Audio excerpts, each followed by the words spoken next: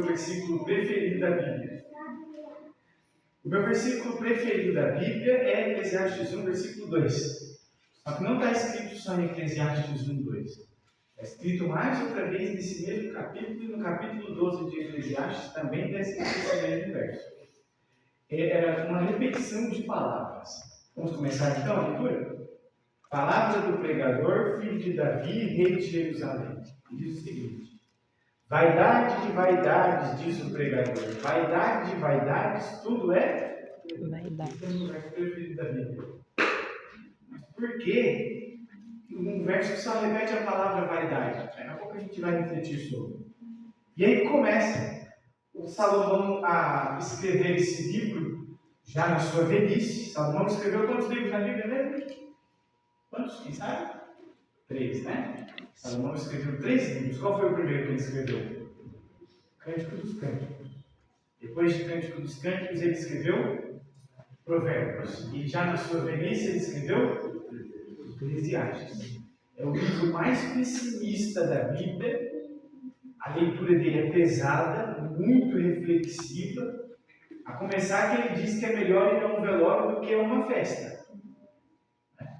Olha como o Salomão fala, é melhor você ir no velório do que uma festa. Esse sermão surgiu da nossa discussão, essa escola sabatina na sala passada. E aí você se pergunta, daqui a pouco a gente continua a leitura, vamos aos pouquinhos. Você se pergunta, por que Salomão diz que é melhor ir a um velório do que a uma festa? Parece muito ruim essa afirmação. Porque numa festa eu estou feliz, no velório eu estou chorando. Mas é isso que Salomão disse, porque numa festa você não pensa na tua vida. No velório você pensa na tua vida. Você pensa no que você está fazendo. Uma certa vez entrei numa discussão saudável e a pessoa falou que o melhor dia para aceitar Jesus é o dia antes de morrer. Porque aí você morre no outro dia e você aceitou Jesus no dia anterior. Então tá tudo certo. Aí eu falei, agora é difícil você saber o dia que você vai morrer. Porque se realmente, né, se for parar para pensar, o melhor dia para aceitar Jesus é o dia antes de morrer, porque no dia seguinte você morre, você está sossegado. Vai abrir o olho e vai ver Jesus. Mas eu sei que eu vou morrer. Mas aí eu já questiono um segundo aspecto. E a motivação para aceitar Jesus é medo de ir para um suposto inferno? Ou é algo amor a Jesus? Então, é algo para a gente já começa a pensar, e a gente nem começou a ler o livro de Eclesiastes. E aí ele começa com uma visão muito pessimista, vai começar a fazer um monte de questionamento, e esses questionamentos eu e você já tivemos certamente. Que é qual é o sentido da vida? Por que eu vivo? Por que eu tenho que passar pelo que eu passo? O porquê que a vida é assim, tão injusta às vezes?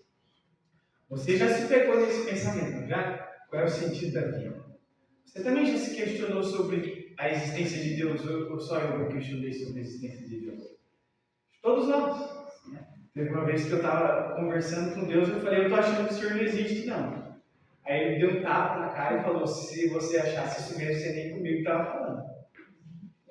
Eu falei, é verdade que eu estou falando com alguém que eu acho que não existe, então não faz sentido, é só a minha mente.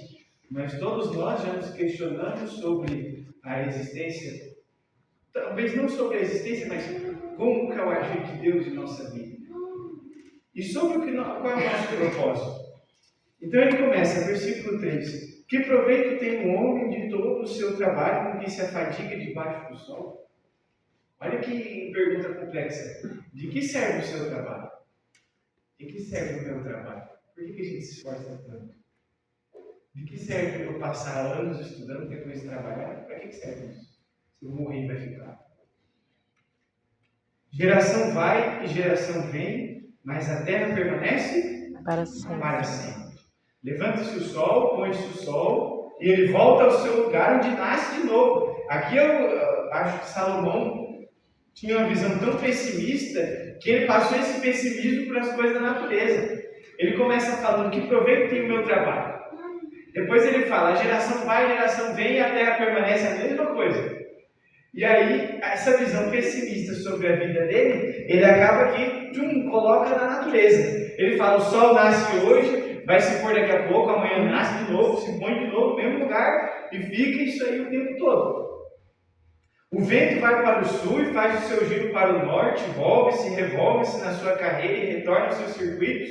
Todos os rios correm para o mar não se enche. Percebeu que ele está começando a falar de algo muito cíclico, que é a vida, algo que fica repetindo, e ele vê isso na vida dele, e ao ver isso na vida dele, ele passa para a natureza. A natureza também é assim, um ciclo, só nasce, o vento fica girando, de onde vem o vento? Salomão, lá para frente no livro de Eclesiastes, convido você a ler na sua casa, ele fala, mas de onde vem o vento? Como é que pode? De onde que vem o vento? E o vento não acaba, e ele fica girando, e o rio corre para o mar. Você já viu o mar encher? Não enche. E ao lugar para onde correm os rios, para lá eles tornam a correr, e as coisas são canseiras tais que ninguém as pode exprimir. Ele chega num nível de pensamento sobre o que é a vida, que ele fala, é tudo uma canseira, eu não consigo nem escrever nas minhas palavras. É aí que eu vou ter que continuar escrevendo esse livro. E ele escreve o livro de Eclesiastes inteiro, para tentar demonstrar o que é a vida. A quem que serve a vida. Vamos voltar no 8. Todas as coisas são canseiras tais que ninguém as pode explicar. Os olhos não se fartam de ver, nem os ouvidos se enchem de ouvir. Como você já cansou de olhar? Já cansou de ouvir? O que foi, é o que há de ser. E o que se fez, isso se tornará a fazer. Nada há, pois, novo debaixo do sol. Isso aqui é verdade? Posso ficar um pouquinho? Obrigado. Vamos trocar então. Certeza? Não. Irmãos, isso aqui é verdade? Será? Óbvio, né? Se está escrito na Bíblia é verdade, mas vamos refletir sobre. Não tem nada de novo debaixo do sol? Em que sentido é essa novidade que Salomão trouxe para nós? Tecnologia é algo novo? Sempre surge algo novo, não é isso? Então, tem coisa nova debaixo do sol. Por que Salomão escreveu que não há nada de novo? Porque o que Salomão quis dizer aqui é num sentido diferente. O pecador mesmo? Sim. A busca por bens materiais é a mesma? Sim. Óbvio. É a mesma coisa. A cobiça é a mesma. A busca desenfreada pelos prazeres é a mesma. Então, no final das contas, o que move o ser humano é a mesma coisa que movia no passado. É isso que Salomão está questionando. Ele começa a questionar o trabalho dele. Para que eu trabalho? Para conseguir o dinheiro, mas daqui a pouco eu vou morrer e vai ficar para briga? Não é isso que acontece? Daqui a pouco eu vou morrer e vai ficar para briga? Você não acredita no que você precisa. Sim. É a única coisa que eu não acredito que ele era pessimista. Não está escrito. Vamos continuar. Vamos continuar. Fica vendo. Há alguma coisa que se possa dizer, vê, isto é novo? Não. Já foi dos séculos que foram antes de nós. Já não há lembrança das coisas que precederam, e das coisas posteriores também não haverá memória entre os que hão de vir depois delas. Queridos, lembramos dos nossos tataravós, quem foram? Mesma coisa, nossos tataranetos não lembrarão de nós, quem somos. Puxando a sua pergunta, a leitura parece pessimista, mas na verdade é real. Na verdade, ele é realista. O que Salomão quis mostrar para nós é a realidade da vida. E aqui vem uma palavra-chave, uma frase-chave, que nós lemos 2 vezes. E que ela é o segredo para interpretar esse verso. Debaixo do sol. Percebeu que a gente leu essa sentença 2 vezes? Debaixo do sol. Olha, ele pergunta, que proveito tem o trabalho que se faz? Onde? Debaixo do sol. Debaixo do sol. Aí depois ele pergunta, não há nada de novo? Debaixo do sol. Debaixo do sol, realmente as coisas não fazem muito sentido se a nossa visão estiver apenas na horizontal. Faz sentido a minha e a sua vida se nós observarmos para além do sol. Aí deixa de ser pessimismo. Aí deixa de ser algo negativo. Não, eu trabalho porque tem algo para além do sol me esperando. O que está nos esperando além do sol? Cristo. A vida eterna. E se eu ficar observando apenas as coisas terrenas, procurar o que for, não vai encontrar propósito, não vai encontrar sentido. Porque das coisas que se faz debaixo do sol, não passa de canseira. Se hoje você está feliz, amanhã você estará triste. Vai ficar uns dias triste, daqui a pouco você fica feliz de novo. Só acontece coisa ruim. Só acontece coisa ruim. Não tem nada de novo debaixo do sol. O sofrimento é o mesmo, o pecado é o mesmo, tudo é o mesmo. Não se tem coisas novas. E se a gente fica procurando sentido nas coisas que fazemos sem pensar em Deus, não vai passar do que a gente começou lendo, de vaidade. O que significa a palavra vaidade? Fala para mim. Tem outras traduções para vaidade. Inutilidade, fugacidade e efemeridade. O que significam todas essas palavras? Correr atrás do vento. Salomão mesmo diz, alguns versos à frente, a vida não passa de correr atrás do vento se a nossa visão estiver debaixo do sol, na horizontal. Não vai passar de correr atrás do vento. Faz algum sentido para você correr atrás do vento? Eu penso que os nossos sonhos nem são como castelos de areia, são como nuvens em um dia de vento.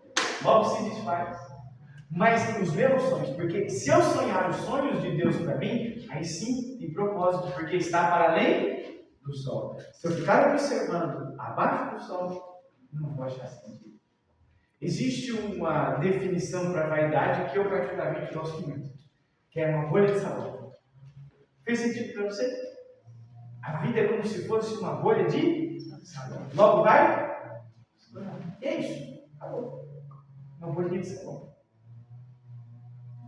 E se nós não tivermos um olhar para além do sol, queridos, realmente não vai passar de uma bolha de sabão. A gente vai ficar uma vida inteira procurando sentido no que se faz e não encontraremos sentido no que se faz.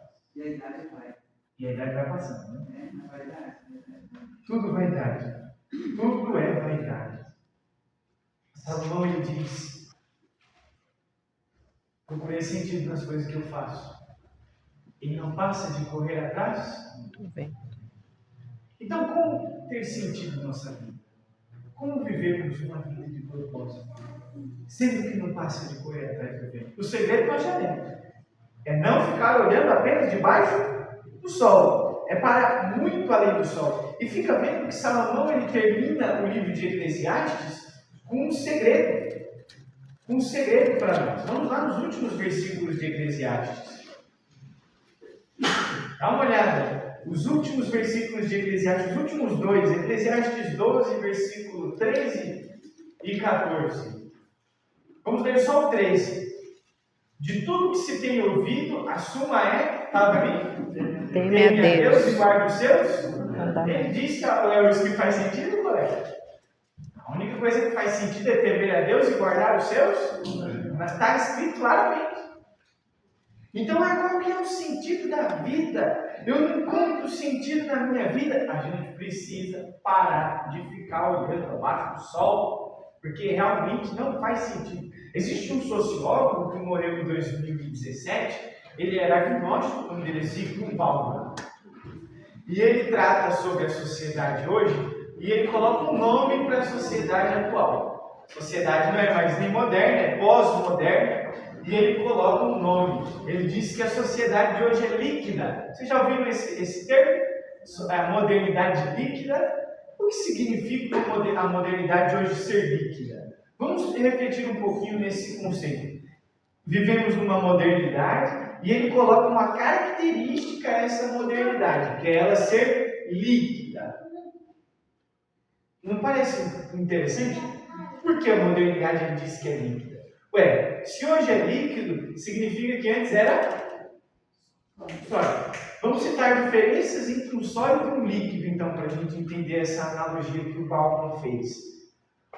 Se você ler algumas partes do que ele escreveu, você pensa até que é parecido com o que Ellen White dizia há muito tempo antes dele. A sociedade hoje é líquida. Eu tento imaginar da seguinte forma, espero que fique didático. Pense comigo, imagine um copo. Qual que é o formato do copo? Um cilindro, não é isso? Se eu colocar água nesse copo, a água vai ficar de qual formato? Cilindro. Do copo. Cilindro. Agora eu tenho uma tapuerzinha assim cúbica, né? Um quadradinho. E eu colocar água nessa tapuer, qual que será o formato da água? Opa! Então o líquido tem formato estabelecido? Ele se molda de acordo com o lugar onde está. Conforme o ambiente. Agora pense comigo algo sólido. Algo sólido tem formato bem estabelecido? Sim. Fez sentido que é a modalidade líquida? Fez sentido que o Paulo diz? A modalidade hoje realmente é líquida? Sim. E eu pergunto, a nossa fé é líquida? Porque se nossa fé for líquida, nós estamos procurando sentido em coisas que não têm sentido. Nós somos especialistas em colocar como prioridade coisas que não são prioridade. Já começar por aí. Qual que deveria ser nossa prioridade? Acordar e ler a palavra do Senhor. Procurar o sentido em algo que tem sentido. Agora, se eu não tiver uma fé embasada, sólida em Cristo Jesus, eu tenho uma vida líquida. Na escola eu sou um, na igreja eu sou outro, em casa eu sou outro, sozinho eu sou outro, eu vou me moldando de acordo com o lugar onde eu estou e não tenho identidade, não tenho a razão daquilo que eu acredito. Logo, eu não sei o que eu acredito. E aí eu fico procurando. Ah, mas isso não faz sentido. Isso não faz sentido. Óbvio, eu não tenho raiz em nenhum lugar, porque eu me moldo de acordo com o lugar que eu estou. Então, o principal é olhar para além do sol. Ok, mas eu olhei para além do sol. Mas eu retorno àquela pergunta: por que é melhor ir a um velório do que a uma festa? Porque eu penso no que eu estou fazendo da minha vida e no que eu acredito. Qual que é a razão do meu viver? Eu busco a razão daquilo que eu acredito? Porque não adianta eu dizer, eu sou adventista. Por quê? Procura a razão. Por quê eu sou adventista? Eu sou de qualquer outra denominação. Por quê? Tem que dizer o porquê. Eu ter algo muito bem embasado, solidificado. Assim eu vou procurar o sentido das coisas. Envolve estudo, envolve tempo, envolve razão, mais do que emoção. A emoção é muito líquida, ela passa rápido. Eu acho chiclete. Agora, um pensamento racional mais intenso é algo diferente. Eu tenho um aluno que, eu sou professor de religião, mas eu gosto de dar estudo bíblico para alguns alunos que eu percebo que têm interesse, junto com professores de religião. E ele falou: professor, é muito a nossa razão, porque eu não estava meditando muito em Deus. Mas se a gente passa a refletir e raciocinar que a vida não faz sentido se não tiver um Deus, é exatamente isso. Tira Deus da vida, alguma coisa faz sentido? Você tem motivação para ir trabalhar? Você tem motivação para fazer alguma coisa? Se a gente retirar Deus da nossa vida, não faz sentido. Não passa de vaidade. Não passa de uma busca desenfreada por satisfazer os meus próprios desejos. Todos nós temos um Deus. Concorda? Todos nós temos um Deus, é inevitável. A questão é que esse Deus pode ser um Deus com D minúsculo. É inevitável. Todos nós temos um Deus. Quem é o Deus dos povos? É o Deus com D maiúsculo, o Deus que está descrito aqui na Bíblia, ou um Deus com D minúsculo? E o que é um ídolo, então? É aquilo que ocupa o centro do nosso coração. É aquilo que eu penso ao acordar, é aquilo que eu penso antes de dormir, é aquilo que me move. Todos nós temos algo que nos move. O que te move dá sentido à sua vida ou não? Eu vou repetir. Todos nós temos um Deus. A questão é que esse Deus pode ser um Deus com D minúsculo. A busca por alguma coisa. Tem gente que é o próprio Deus dele.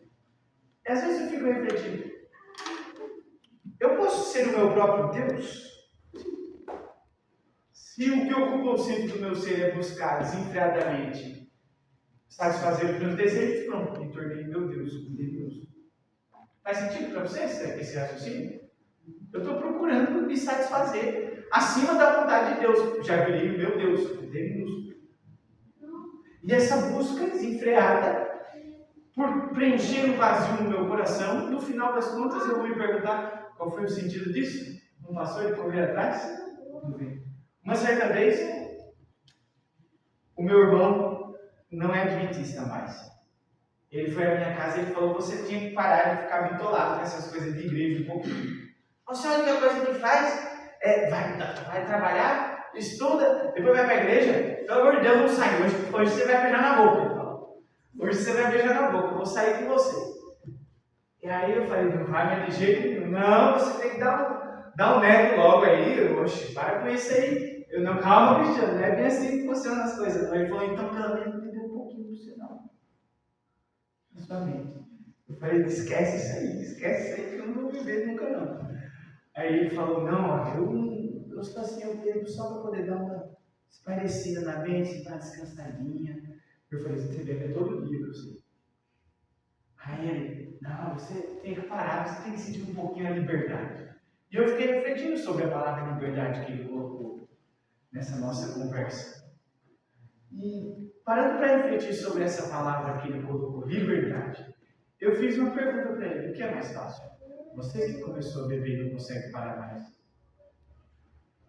voltar, parar de beber, ou eu que nunca bebi e começar a beber? O que é mais fácil? É mais fácil alguém que bebe parar de beber, ou alguém que nunca bebeu começar a beber? Alguém que nunca bebeu? Então com quem está de verdade? Com quem está de verdade? Quem é ele? Quem não bebe. Porque se eu quiser. E a busca por satisfazer os nossos desejos é sempre assim. Eu dei um exemplo da bebida alcoólica. Uma vez eu fui pregar numa igreja e eu falo muito disso com meus alunos, a maioria tem 17 anos. E eles são muito deles viciados. Uma vez eu fui numa igreja e o irmão da igreja confessou naquele momento, nós oramos por ele, porque ele estava viciado. Todos nós temos um pecado, né, irmãos? A gente luta contra. Mas o que eu quero dizer aqui com esse exemplo, não estou falando específico da bebida alcoólica, é que você coloca a sua vida. Tem alguma coisa que te prende e que, através disso, você não consegue encontrar o sentido da vida? Deus está nos chamando hoje para mostrar o que faz sentido, algo que preenche completamente o nosso ser. Porque não passa de correr atrás do vento, a busca pelas coisas efêmeras da vida. Busque a razão daquilo que você acredita, lute contra o nosso próprio desejo. Porque para muito além do sol tem algo nos esperando, e aquilo vai fazer sentido.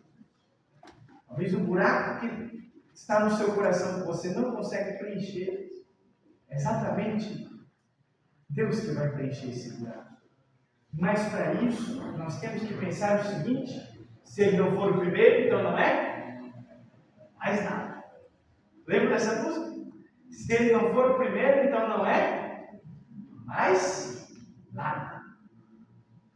E eu repito a frase: todos nós temos um Deus. Mas se esse Deus for o Deus pecaminoso, me lembrei agora da parábola do semeador. Vamos recordar rapidamente, se mesmo ler. A parábola do semeador, o que aconteceu? O semeador saiu lá, semear, foi isso? Vocês lembram da parábola do semeador de cor? É muito conhecida, dá para a gente comentar aqui. A gente tem outros versículos para ler, senão a gente demora muito no tempo. E aí o semeador pegava as sementinhas e jogava. Ele jogou em alguns tipos de solo, vocês lembram? Mas antes da gente citar os solos, o que significava a semente? A palavra de Deus. É isso? Então, uma analogia simples.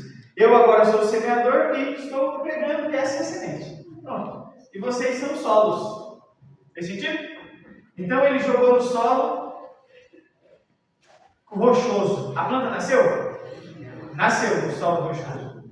Nasceu. Mas o que aconteceu? Tinha pouca terra, veio o sol e matou a planta. Não foi isso? Veio o sol e matou a planta. Aí depois ele colocou no solo com espinho. A planta nasceu? Mas estava com uma competição, né? Por favor, obrigado. tinha uma competição entre a plantinha da semente da palavra de Deus e o espinho que representa o quê? Satanás. Não é isso? Irmãos, concorda comigo que... Obrigado, irmão. Concorda comigo que nós podemos ter, muitas vezes, esse solo com espinho? O solo com espinho era fértil? Era fértil, tanto é que a planta nasceu. E tinha outra lá, que era a planta com espinho. Então era fértil. Só que a questão é que tinha duas plantas competindo no mesmo lugar. E no nosso coração pode ter duas plantas competindo por ele?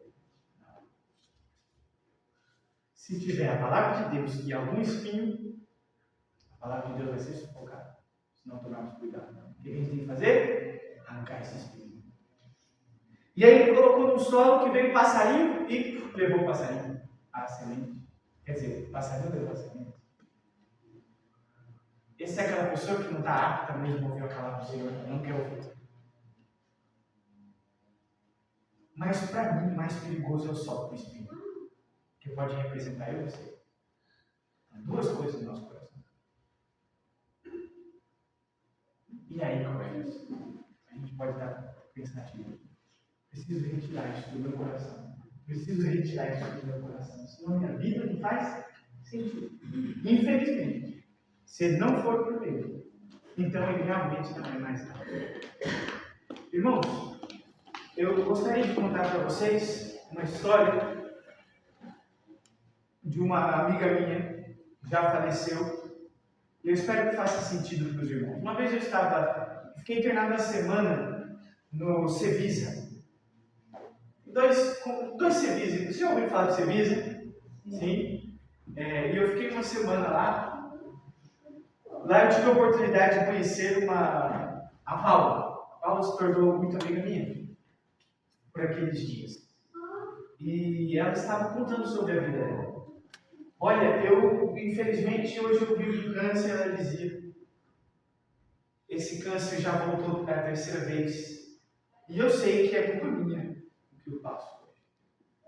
As atitudes que eu tive na minha adolescência e juventude, os hábitos que eu tive, me levaram a esse câncer. Não convém agora dizer que hábitos eram esses. Né? E ela acabava que sentia um pouco de culpa. E ela falou, ela deu um conselho. Eu achava que aqueles prazeres eram prazeres que valiam a pena. E eles me trouxeram a essa meta. E na verdade eu vou morrer antes de um dos maiores prazeres possíveis. Viu meu neto andar? O netinho dela era pequenininho. Ainda não estava nem engatinhando. E ela falou, eu provavelmente vou morrer antes de ver o meu neto andar. Porque eu achava que aqueles prazeres eram prazeres que valiam a pena. Mas na verdade o que valia a pena era ver meu neto andar. E hoje eu me sinto muito arrependido. E aí eu até chorei um pouquinho lá com ela. E aí nós conversando. E depois daquilo, cada um foi para sua casa e a gente, quase no final da vida dela, falou, eu encontrei Jesus. E ao encontrar Jesus, eu consegui compreender que Ele me perdoou e que minha vida fez sentido mesmo em meio a tantas dificuldades.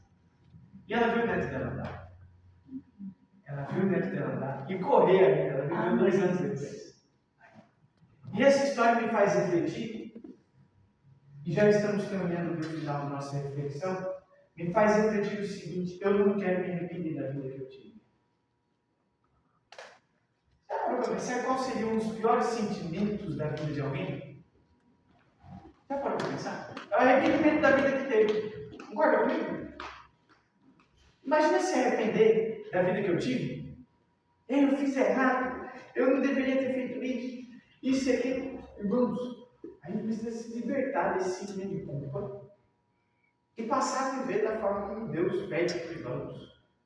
Aí quando chegarmos no fim, falar, ó, tá bem que eu vivi, que agora tem algo que me espera. Para muito a Deus. Esse deve ser o nosso pensamento. Não posso me arrepender das coisas que faço. Mas, hora ou outra, a gente vai acabar pecando, não somos perfeitos e nem seremos aqui na terra. Então, o que nos cabe? compreender que Jesus morreu por nós e que Ele está pronto para nos perdoar. E aí sim, Jesus estará sempre de mãos estendidas para nós. Tem um hino que eu gosto muito. Meu Deus e eu eternamente somos quais bons amigos, juntos sempre andar. Dadas as mãos alegres, nós conversamos sem nada nos atrapalhar. Irmãos, tem muita coisa que vai tentar nos atrapalhar nessa caminhada. E às vezes a gente vai soltar a mão de Jesus. Mas Ele sempre estará com os braços estendidos para nos encontrar novamente. E quando as coisas não parecerem não ter sentido, Ele vai estar lá com os braços estendidos, vai falar, ó, segura aqui, tem sentido sim. Tem sentido sim, mas vem comigo, só aqui vai ter sentido. Busque a razão daquilo que você acredita. Lute contra a sua própria vontade. A própria Bíblia fala que não é fácil. Deus prometeu facilidade, Deus prometeu vitória, não facilidade. Sabe aí? Deus prometeu vitória, não facilidade. Ele disse, olha, tem de bom ânimo porque eu venci o mundo. Ele já mostrou para nós que seria difícil, mas tem de bom ânimo porque eu venci o mundo. O bem que eu quero fazer, eu não faço, mas o mal que eu não quero, esse sim eu faço. Não está óbvio que a gente vai acabar caindo em algum momento só de ler esse verso? Mas é ali que devemos pensar, não, se eu permanecer nisso aqui, não tem sentido. A minha vida só faz sentido se tiver com Cristo Jesus. Então, eu vou lutar. Então, eu vou lutar. Porque eu entendi a razão daquilo que eu acredito. Eu entendi que tem algo me esperando para muito além do sol. Eu entendi que tem um monte de plantinha querendo ser plantada no meu coração. Mas só tem espaço para ela. Mas só tem espaço para ela. E nós vamos caminhar para os últimos dois versos que vamos ler. 1 Timóteo 6, versículos 7 e 8. Irmãos, em 1 Timóteo 6, versículos 7 e 8, até parece Eclesiastes quando lemos 1 Timóteo 6, versículos 7 e 8. Uma Bíblia diferente, é um pouco difícil de achar. Deixa eu aqui com a minha mesa. 1 Timóteo 6, versículos 7 e 8. Podemos ler? Sim. Vamos ler o seguinte: 6, versículos 7 e 8. Pois nada trouxemos a esse mundo e nada dele podemos levar. Não é verdade? É. E aqui vem: por isso, tendo que comer e tendo que vestir, estejamos com isso contentes. Minha Bíblia está escrito satisfeitos. Tendo que comer e tendo que vestir, estejamos com isso satisfeitos. Se eu tenho Deus, eu tenho que comer, eu tenho que vestir, preciso de alguma coisa mais? Eu já encontrei o sentido da minha vida. Eu já sei que isso aqui não vale a pena. Eu já sei que ficar juntando tesouros aqui na terra não vale a pena. Além de vem dizendo, a grande fonte de contentamento é eu pensar o seguinte: eu tenho que comer, eu tenho que vestir, eu não preciso reclamar de nada. Eu já entendi. O que faz sentido é ter Jesus no coração, e de resto, nada faz sentido. Então, queridos, se nós procuramos esse novo céu, se nós procuramos essa nova terra, porque é a única coisa que nos faz sentido na vida, o que nos resta fazer? O que nos resta fazer está escrito lá em 2 Pedro, capítulo 3. Podemos abrir em 2 Pedro, capítulo 3? Vamos lá. 2 Pedro, capítulo 3, versículo 11 e 12.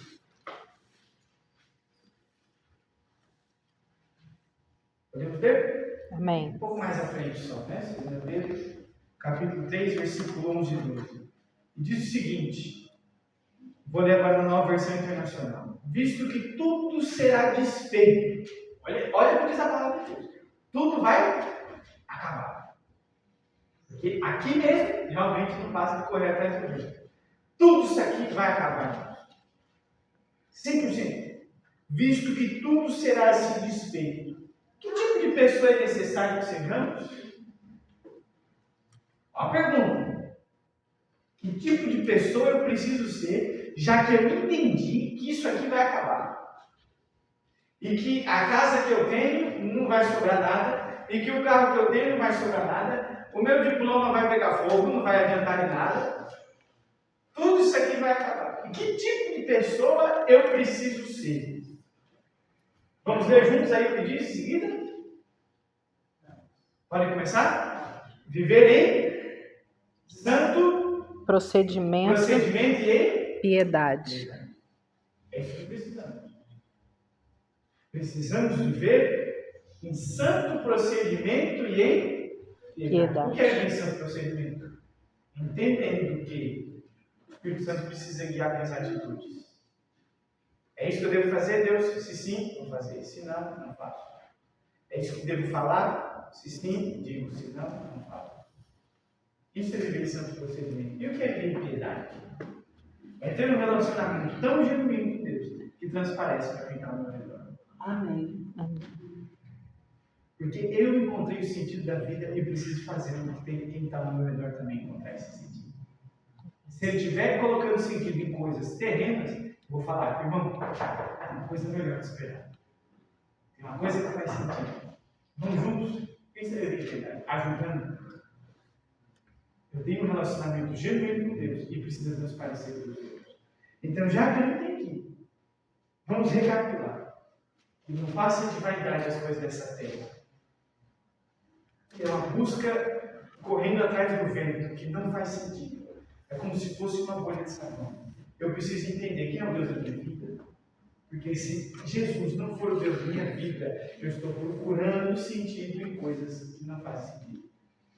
E agora, já que eu entendi e busquei a razão de que Deus é o Deus da minha vida e tenho uma fé sólida, não líquida, embasada em Cristo Jesus, e compreendo que as coisas daqui dessa terra serão desfeitas, eu preciso viver em santo procedimento e em piedade. E o que diz em seguida? Aguardando e apressando a vida de Jesus. É esse o seu desejo, irmãos? Sim. Esse é o desejo de vocês. É seu desejo de viver em santo procedimento, em piedade, aguardando e apressando a vida de Jesus? Sim. Não faz sentido nada mais. Mas se esse não for o desejo que te move, pode esquecer. Não tem sentido mesmo. Não tem sentido. Que possamos, portanto, viver em santo procedimento, em piedade, aguardando e apressando a vida de Jesus. É isso que Ele nos espera. É muito que estejamos lá. Que isso te mova. Que isso faça você acordar, pronto para ir trabalhar. Porque, olha só como a vida com Jesus muda. Ao invés de eu ficar pensando, o sol vai se pôr no mesmo lugar, ou as misericórdias de Deus se renovam para mim. Assim tem que ser assim. Uma vida do desejo de estar lá com Ele. É isso que faz sentido. Amém? Amém. Rebeca não sabe, mas ela vai tocar o que é esperança agora. Pode vir. Ela vai tocar o que é esperança.